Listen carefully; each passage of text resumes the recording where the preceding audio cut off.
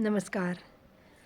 कल के वीडियो में इतांश सन्नी जी हैं, उनका एक कमेंट्स था कि क्या दीदी आप भी तैयारी करते समय कभी कभी हताश, निराश या खुद को थका हुआ महसूस करते थे।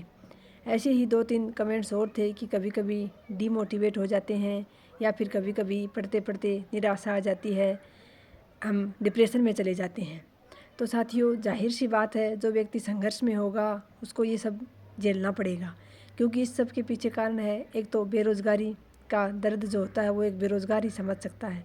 एक तो इतनी भयंकर बेरोज़गारी, ऊपर से आरपीएससी इतने लंबे समय बाद भर्ती निकालती है, वो भी इतने कम पदों पर निकालती है और तैयारी करने वाले अभ्यर्थी बहुत ज़्यादा हैं।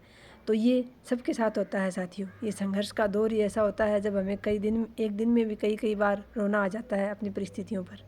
मेरे साथ भी बिल्कुल ऐसा होता था।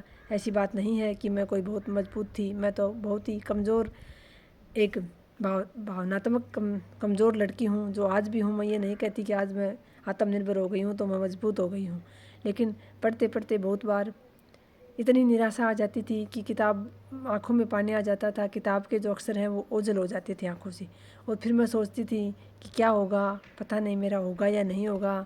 इतनी लोग तैयारी कर रहे हैं, बहुत ज़्यादा पढ़ रहे हैं, तो पता नहीं मेरा क्या होगा।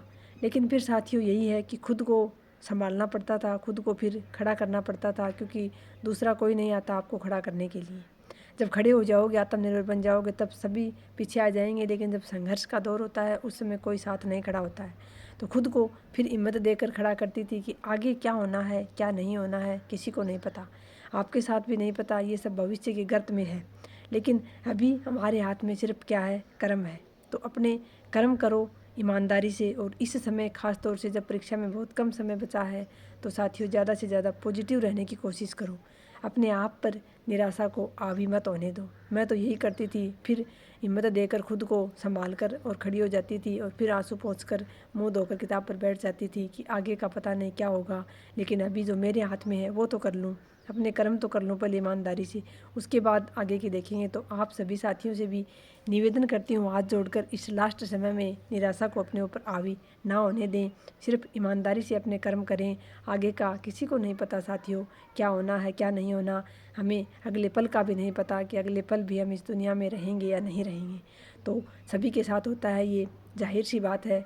आप सभी निराश ना हो। जो भी साथी ऐसे कमेंट्स करते हैं वो प्लीज़ ऐसे कमेंट्स ना करें, मुझे मेरे दिन याद आ जाते हैं। तो आप सभी भावनात्मक रूप से मजबूत बने, अच्छा सोचें, निश्चित रूप से आपके साथ अच्छा ही होगा। धन्यवाद।